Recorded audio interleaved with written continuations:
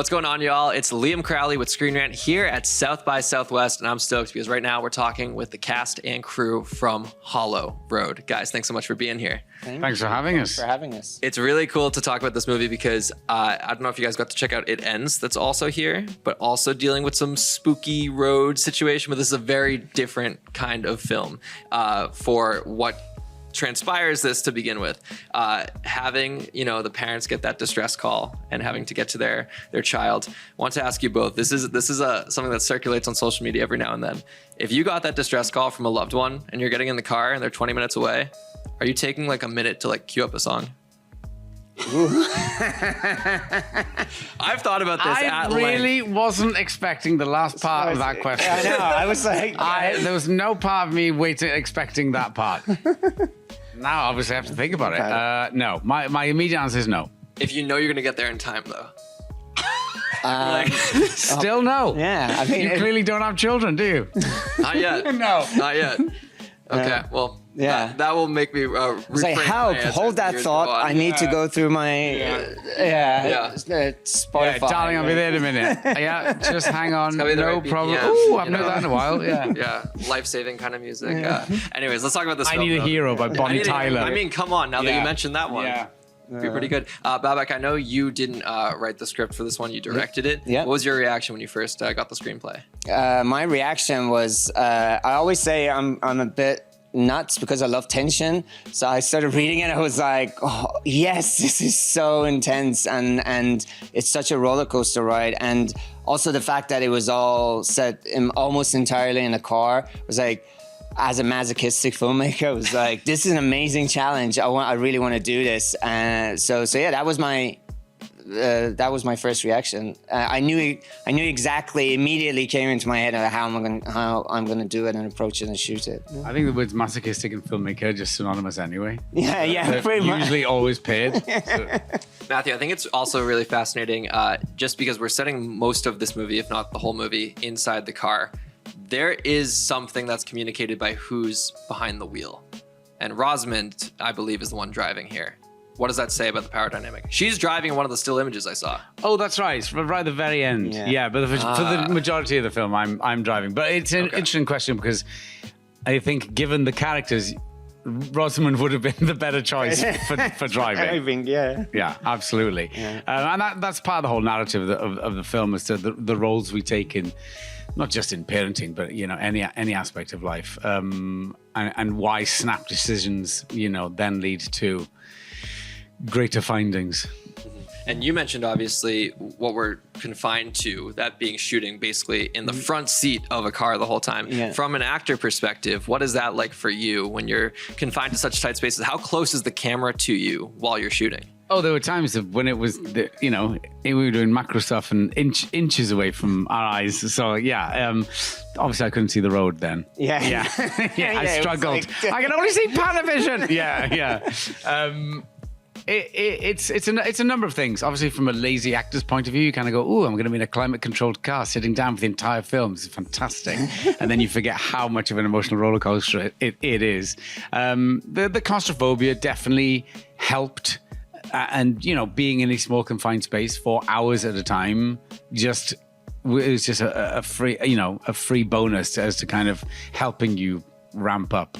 Did it ever seep into your dreams? I never asked you this. Like when we were shooting, it was like, no, I was too tired. Yeah, no. I think Rosamund had the dreams. Yeah, she had weird dreams. Weird dreams. I'm not surprised because especially I do think as a parent, if you are you're allowing yourself to have those thoughts about what it is to do that for your own child, it does get dark, and I think it definitely got into her subconscious. But I'm not as deep as she is. I mean, you ever be like on a boat all day and then you like take a shower and just because you're near water, you're feeling the waves a little bit?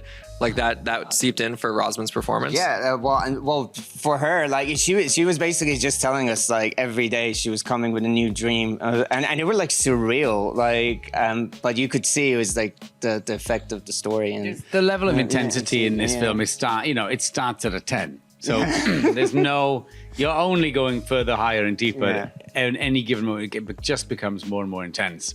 And so I do think there is then an outlet, kind of, of your unconscious or conscious that has to kind of rid of it somehow. And it's definitely a thriller and a drama, but there are elements that are very scary in this movie. I would never call it an outright horror movie, but when you're translating from the script to the screen, were there any moments that were like, this is decently scary, but we want to take it to that 11th level?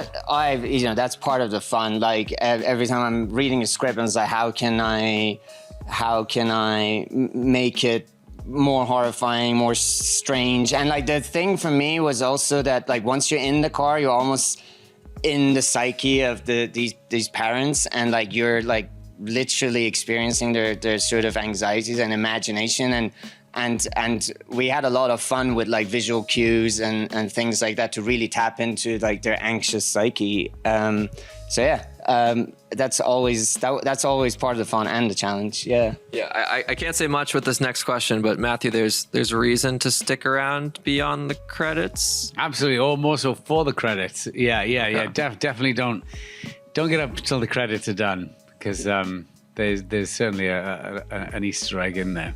Okay, looking forward to... Can I answer your music question? Yes. You've been thinking about it. Yeah. It was, where we go? You're going to love this. Okay. Depeche Mode, Behind the Wheel. Oh, you see what I very did on there? point. Very Yeah. on point. Okay.